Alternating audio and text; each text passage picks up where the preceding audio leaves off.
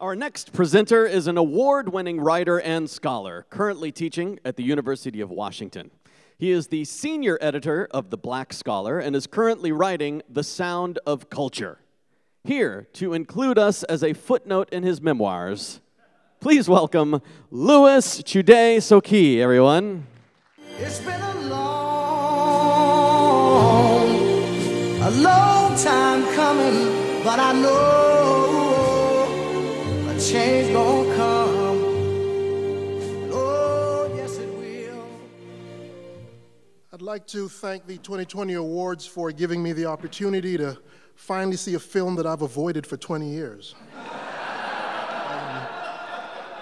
And that film is Malcolm X, rather Spike Lee's Malcolm X. Now, lots happened in those 20 years. Denzel Washington has transformed the role and status of black men in Hollywood, and Spike Lee has transformed himself into an actual filmmaker rather than simply being a graffiti artist who works in celluloid. That this film would become so iconic is due also to the fact that the film is about transformation, from zoot suits and chemical hairstyles to moral and political righteousness, from junkie pimp and thug to the voice of a people who are still uncomfortable with the idea that such a complicated people could even have a singular voice.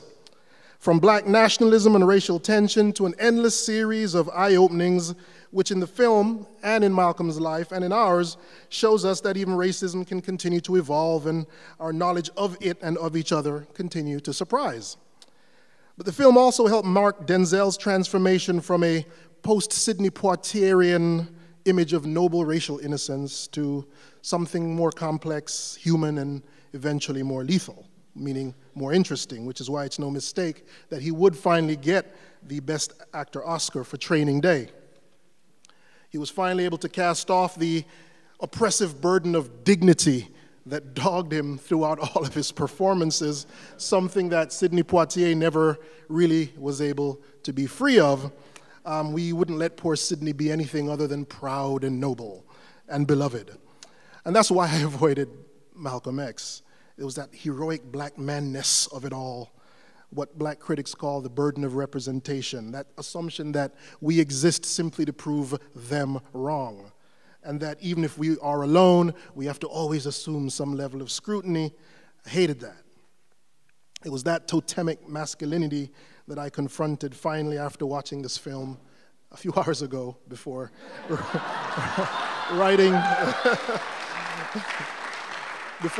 this, only to find in that film that it was in every single way exactly as I had been imagining it for 20 years. It was as if I'd watched it a bunch of times before.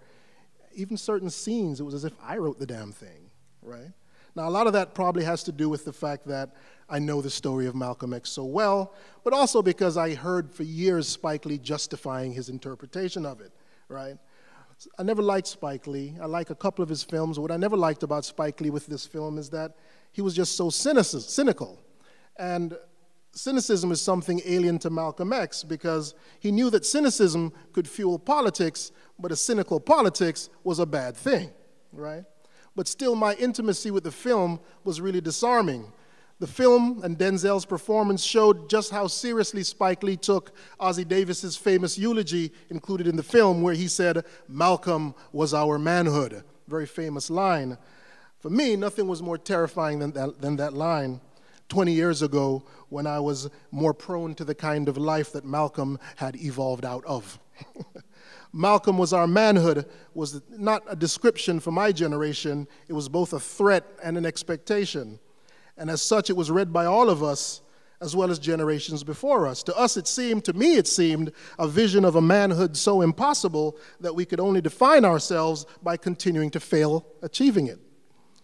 But today, this afternoon, watching that film, well, this evening, watching that film, it seemed to me a dated kind of manhood.